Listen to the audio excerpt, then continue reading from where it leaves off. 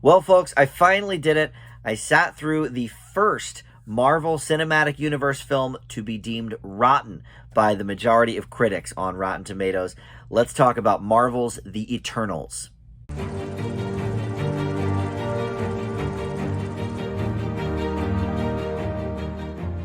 Hey guys, Dan here. This is Dan Reviews It. Welcome to my spoiler-free review for Marvel's The Eternals.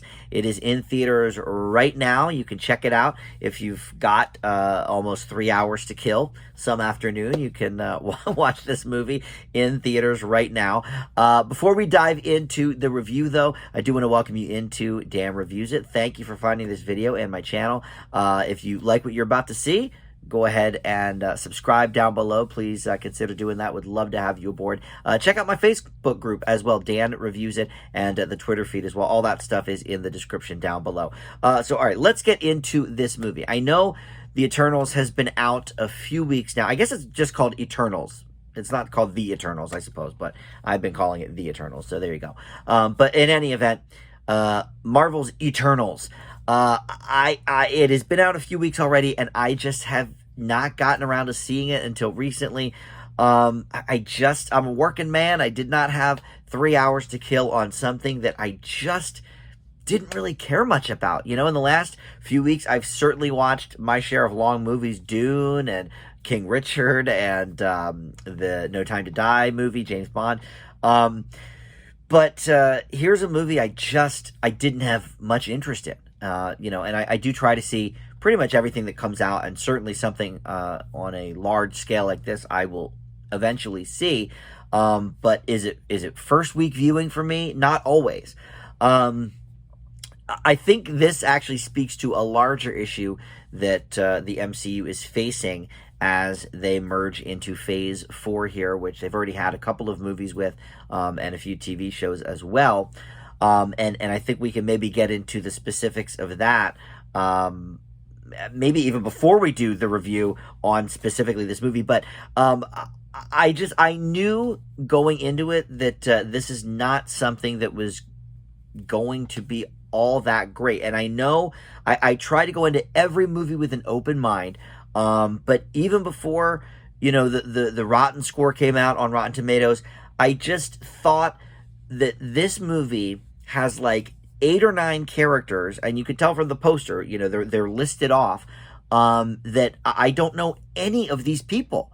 And it really helps to know some of these characters before going in to one of these big movies with like a huge cast and ensemble that you just don't know anybody. And Marvel has been able to do that before with some of their movies. Guardians of the Galaxy, I certainly didn't know any of them going in. But, there's only a few of those. There's only like 4. Or is there 4 or 5? 4 of the main ones. I guess if you count Groot, but he's just Groot. Not much character development. Well, actually, that's not true. We did get actually a lot more character development out of Groot than we get really from any of these people in Eternals. So, okay, that actually could be something. But that's the thing. At this point in time, Marvel has really sort of gone and done the big stories. Iron Man, Thor, really, all the main Avengers, Captain America, the Hulk, all the ones we know and love. And then they've started to branch off into some other things, and actually a lot of those results have been pretty decent as well. I liked Doctor Strange, I liked Ant-Man. We already talked about Guardians of the Galaxy. But now we are really sort of mining the comics for some of the really obscure franchises. And sometimes it can work very well. I thought Shang-Chi was amazing. It's one of my favorite movies of the year. But, the MCU is at this very odd sort of crossroads where after Avengers Endgame, this big culmination of 10 years worth of movies, where do they go from here, right? And they've got the Spider-Man stuff going on, which, I think No Way Home is going to be enormous. I think it could be the #1 movie of the year in terms of box office, and I think it's going to be awesome. Like, that is one I'm really looking forward to, right? But again, we know the character, and we even know, Tom Holland, who's been playing him now for years, and obviously we know a lot of the backstory of who might be in it and whatever. So it's very fun. But here, you've got a movie full of people that you've never heard of, and there's almost no chance of them getting to the meat and potatoes of really any of these characters. Maybe one, maybe two, but it's unlikely to get invested in the backstories of 8 or 9 brand new characters and have some sort of semblance of action, a cohesive story, and all of that stuff, even in a movie this long. So the essential plot elements are that these guys, known as the Eternals, have been around for 7,000 years. They're immortal. They've been around since 5,000 BC or so, and they are aliens, and they emerge after hiding to protect Earth from their ancient counterparts, the Deviants, who have now resurfaced. And they sort of joke a little bit about, oh, well, why didn't you help us when Thanos was, running rampant? Oh, well, we can't do that. We can't interfere, in human life. But the Deviants, they're not human, so we can go after them. So the cast includes a few heavy hitters and then maybe some up-and-comers, some character actors. I would say the biggest names here are Angelina Jolie and Salma Hayek. Kit Harington, pretty big as well. But I think they sort of built a lot of their promotional stuff around Angelina Jolie, and she's not even in the movie all that much. But I guess nobody really is when it comes down to it. But some of the other people include Kumail Nanjiani, Gemma Chan, Richard Madden, Brian Tyree Henry, and other people I don't really know, to be honest. But this movie's a mess. I totally agree with the old rotten score there. This is my least favorite of the Marvel Cinematic Universe films. I think my previous least favorite was Iron Man 3. Originally, when that first Captain America came out, I didn't really like that so much. In fact, I really didn't like it. But I watched it again maybe 5 years ago, and I bumped up my grade slightly to like a B- or something. It's still not one of my favorites, even remotely. But, like Thor 2, The Dark World, also very bad. But have I ever given a Marvel Cinematic Universe film a negative grade? I have not. I think C+ is probably the lowest I've ever given. Most of the time, these movies are pretty solid. I've given many A's to these movies. A's and A-, I dole them out a lot of the time for these movies. But, at this stage in the game, Endgame sort of ended that whole great 3-phase chapter, a decade down, and I lost a lot of my momentum for being invested. And then they came out with WandaVision, and I was like, oh, this is awesome. WandaVision's so great. And then they came out with Falcon and the Winter Soldier, and I was like, oh, this is okay. This is more, par for the course, run-of-the-mill stuff. Then they came out with Black Widow in the movies, and I was like, oh, okay, cool. I want to see this. And it was kind of disappointing. It was very generic. I think that was a B- for me. Definitely lower tier on the MCU. And then Loki came out on TV. Oh, okay, cool. Loki's really good. And then Shang-Chi came out. It's amazing. But all the while, every commercial I saw for Eternals, every promo I saw for Eternals, I was just like, I don't care anything about any of this. Because the last thing I want to do at this point is get invested in a whole new set of characters that are now going to weave their way into the rest of what the MCU is doing. I feel like the MCU is getting way too big for its own good. And the TV shows I mentioned, at least they feature characters that I already knew.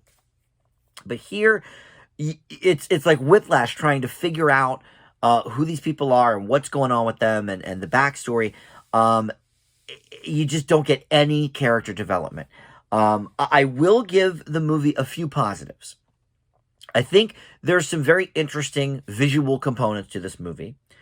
And I also think that thematically, it's pretty interesting. I do think it is attempting to do something a little bit different than your normal origin story or even your normal, MCU movie. But it's such a mess of a movie that I just didn't care about any, and it's so slow. Oh my God, it takes like an hour to even get going. There's some attempts at humor here. I like Kumail Nanjiani a lot. I think he's usually pretty funny in things. I think he's had a few missteps career wise as well. Um, but I think for the comic relief character, he's okay. But it was, nothing compared to a lot of the comedic elements of some of the other Marvel movies. And I keep hammering home, by the way, the MCU movies, because this is by far not the worst Marvel movie, right? Because we had those Fantastic Four movies and they were so god awful. And there's been some of the X-Men movies stink. Okay, so we're talking Marvel Cinematic Universe, all the Avengers stuff, all of that kind of thing. So I do want to make that clear because I don't want people thinking, oh, wow, you like this, less than that horrible Fantastic Four the other year with Miles Teller. No, that was an F. I hated that movie. This is not an F. It's not. But I do wonder, like, if this was from a different studio, and not even specifically like a DC movie either, but like if this was from, just some random studio, they made this movie, to try to introduce us into this world of Eternals. How would I feel about it? And I think I might like it even less than that. Like there's almost a Marvel curve with it. It's like Pixar. Like except for Cars 2, every Pixar movie is, a pretty high up. I think the lowest one is a B. Maybe Cars 3 was a B minus, but even that was positive though still.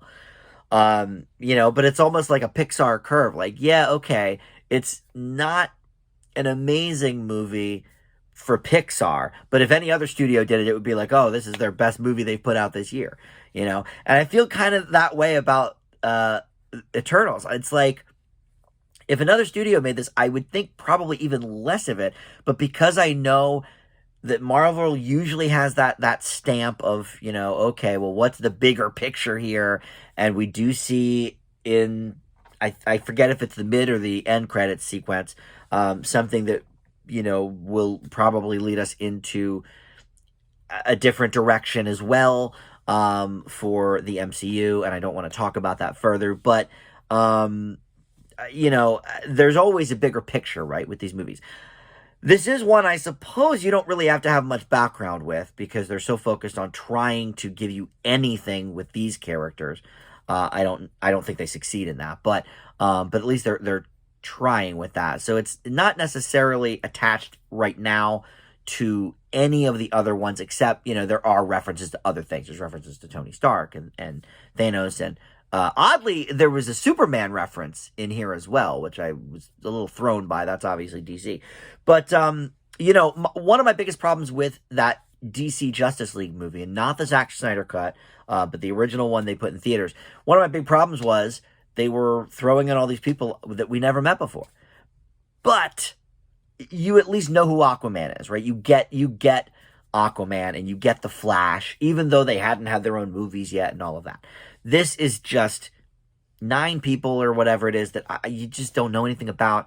It's just so slow. They could have trimmed easily 45 minutes from this movie. And if they weren't going to do that, at least focus on giving us more about the characters than to care. I was just so uninvested in this movie. It's bad. That's all I can say. Let's wrap it there. I don't need to go off any further, but and this is almost sort of an indictment of Phase 4, as much as of an indictment of Eternals. But a lot of what Phase 4 has been doing, I have enjoyed. Shang-Chi is right up at the top there, but WandaVision too is fantastic. So, but I think they're in this really weird crossroads of like, where does the MCU go from here? Personally, I would have liked to see them take a few years off after Avengers, maybe do a couple of Spider-Man movies, okay, because Holland was just sort of getting started with those. But take a break from doing all these new movies. Like Morbius is coming out in, I think, January or February. I saw a preview for that in front of Ghostbusters, and I didn't care about that either. I was like, this looks horrible. And again, I try to go into movies with open mind. I don't, try to have preconceived notions, but like, I certainly have a notion of whether or not I want to see something based on the trailer, which is almost why, I usually don't watch trailers. But anyway, we're going to end it there. I give Eternals a D+. It is far and away the worst of the MCU. that we've had so far. We might get worse ones, yes, indeed, but yeah, for me, this one's definitely bottom of the barrel. That's all I can say. Thank you for watching. We'll see you back here next time. Bye.